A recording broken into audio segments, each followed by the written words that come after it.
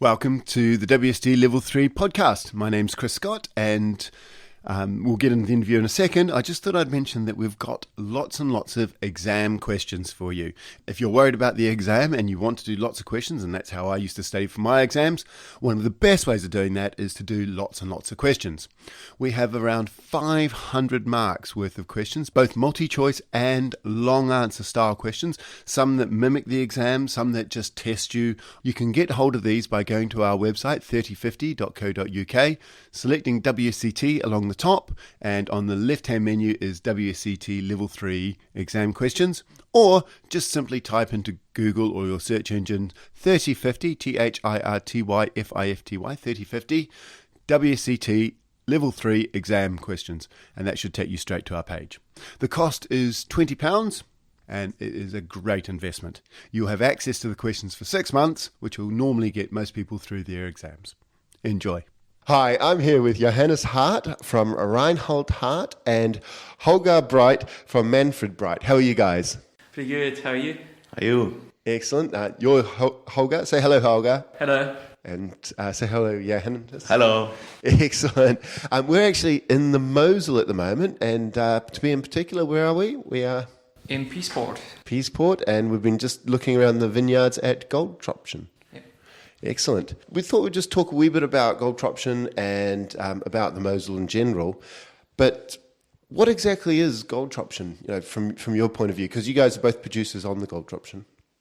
The Goldtropchine is an area here on the hill in Peaceport, and it's one of the best wine areas here in the Mosel Valley, and it's one of the most popular ones in Germany. Mm-hmm.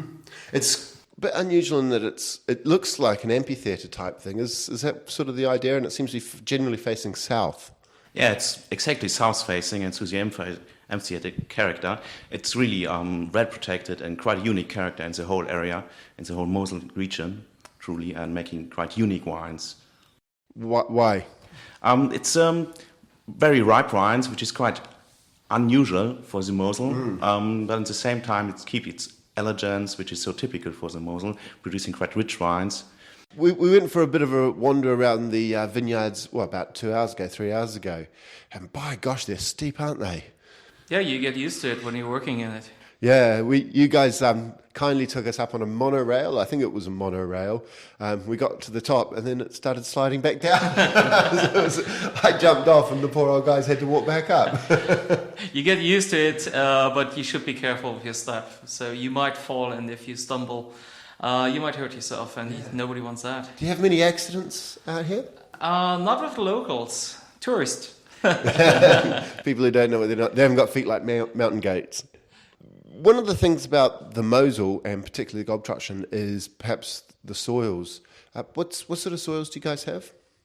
We have slate soil here, which is quite rare and regarded as one of the finest soils if you want to produce high-quality wines. So you have, for example, you have some in Portugal, in Douro Valley, and it makes a very fine mineral character to the wines. It's the acidity and the minerality, isn't it? Yeah, it's a combination of both, and with the added fruit, it makes hugely complex wines, and especially long-living wines.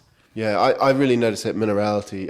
It seems to play a lot with the acidity, which is quite interesting. I think I can now tell the difference between Rieslings grown on slate and Rieslings grown on other soils. Anyway, quartz.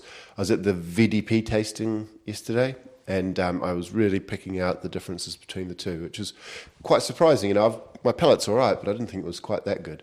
Obviously, because you're south-facing, you get a load of sun, and the hills are so steep, so you must get a lot of energy from the sun hitting the grape varieties. But what is the climate in Mosel like? Would you consider it continental? Would you consider it maritime? Probably not maritime. Probably during the summertime, yeah, it's pretty much maritime. But we have mild winters and usually very hot summers. So temperatures in the 30s and mid-30s are quite easily reached. What also comes to our climate, to a small microclimate in the vineyards, is again the soil. The slate soil, or the slates are heating up during the daytime.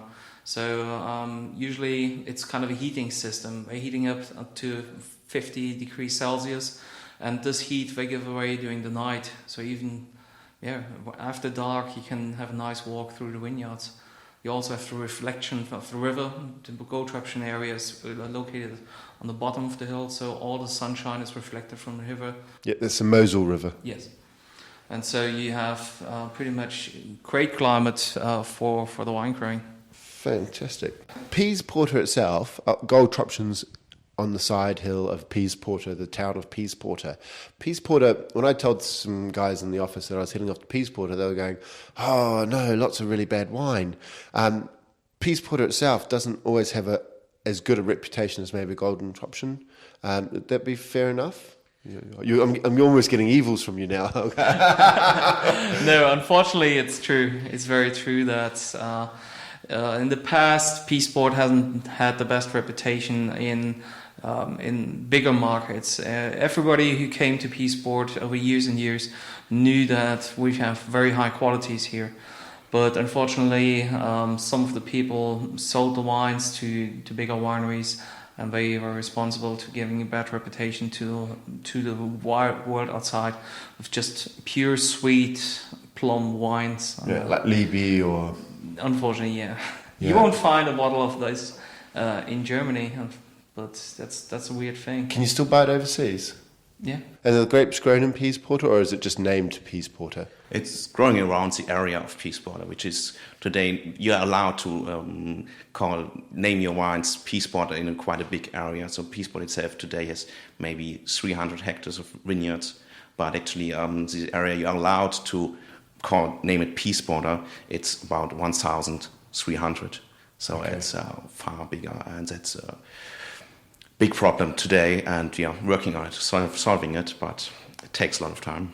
And Holger, you've got grapes in the Goldtropchine, and you've also got grapes on the other side of the river, on the flatter land on the other side of the river. Yes. What's the difference between the two areas? As we said earlier, here you harvest just pure quality on slate soils. It's all Riesling? And it's all Riesling, and it's all very intensive work. While on the other side, we have more clay soil, some gravel soil, and there you harvest different kind of wine, earthier Rieslings, some other varieties like Müller-Thurgau. Those grapes are planted more on the other side. But there you can use machines which make work less intensive than here on the steep hills. I was talking to one of the guys I came out here with, and he seemed to indicate that the top end of wines coming out of Pease Porter, not a problem, everything's fine. The cheaper end of the scale, the flat area, not a problem as well, because the wines aren't as good a quality, but you can machine harvest, as you were saying. But the middle ground, where you're still on quite steep slopes, but you're not getting all the sunshine that perhaps you get in the Goldtropchine, that's quite hard for people to make it work.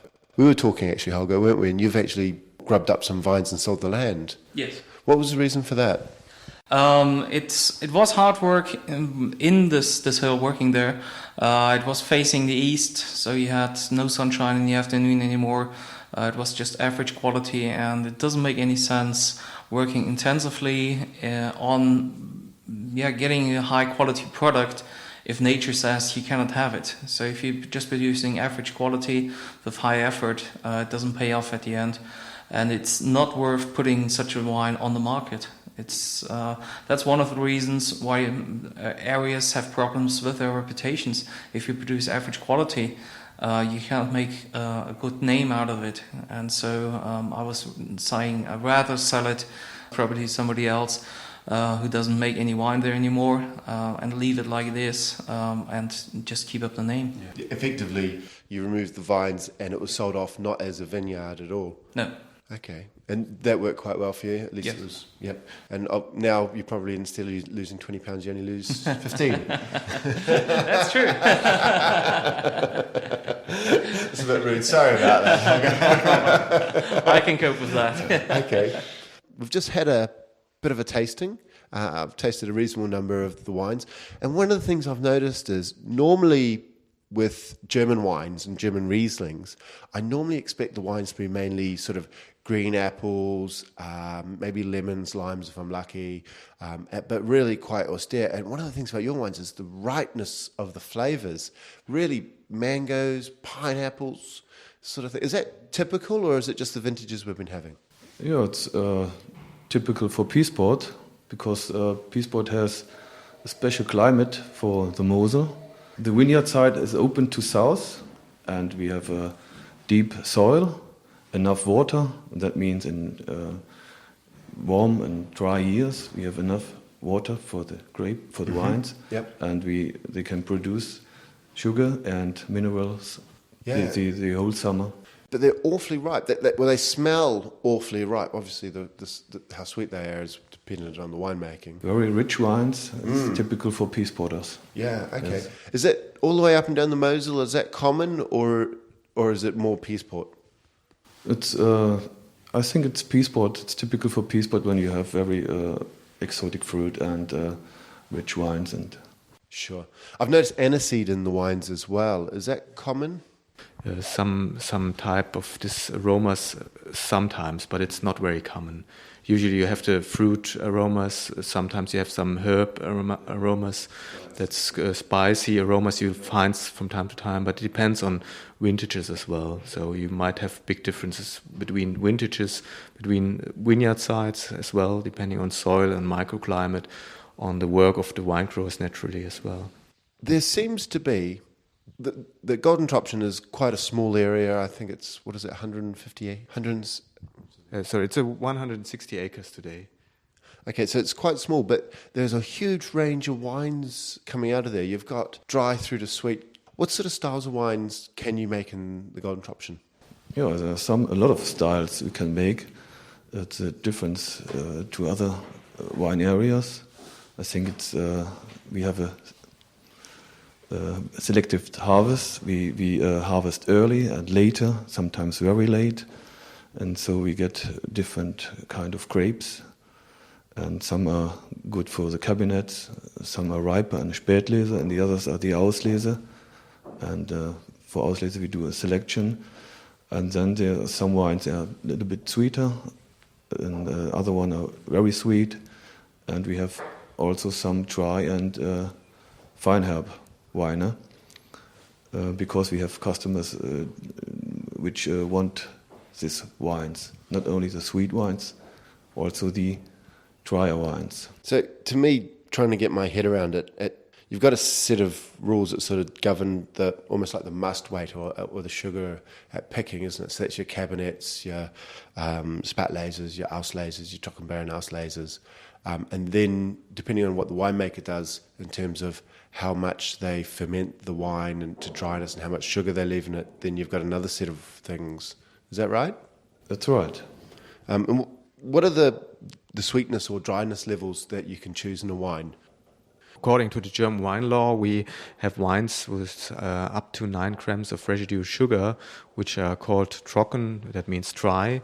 And then above that, we have the level up to 18 grams residual sugar per liter. That's what we call halbtrocken, or today it's called fine herb. It means medium dry or off dry. And above 50 grams of sugar, about 50 grams of sugar, we usually call it sweet. And that goes up to in some years, more than 200 grams of sugar per liter. But these are very rare and special wines, which are the Trockenbeeren Auslese, for example, or Beeren Auslese. So you pick or select the noble grains out of the grapes and only use them for the must, and the amount you get is very, very low. And these wines are very sweet, but they can keep for decades, even for 50 or 100 years, depending on storing conditions. Just moving on a wee bit to where these wines are sold. What's your biggest market? Our biggest market is Germany, and then the next biggest market, or the biggest export market we have, is the United States. After that, where there's Netherlands and Great Britain, Norway, Japan, Belgium, Canada. So Mosel wines are sold to everywhere in the world, even to Brazil or China. Eastern Europe is coming quite good along, Russia, for example. But Germany is still the biggest market. I think we'll wrap it up there. Thank you very much. Thank you, Chris. Thank you.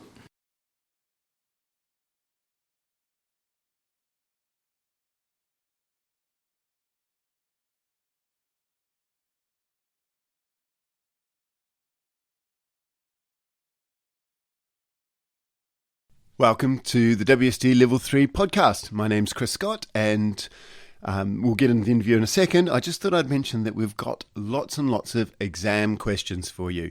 If you're worried about the exam and you want to do lots of questions, and that's how I used to study for my exams, one of the best ways of doing that is to do lots and lots of questions.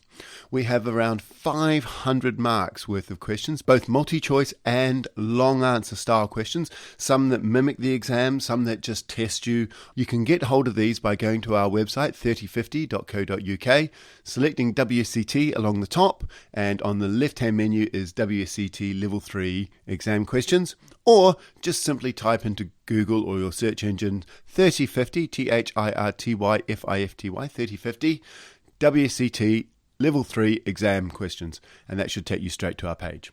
The cost is £20, and it is a great investment. You'll have access to the questions for 6 months, which will normally get most people through their exams. Enjoy.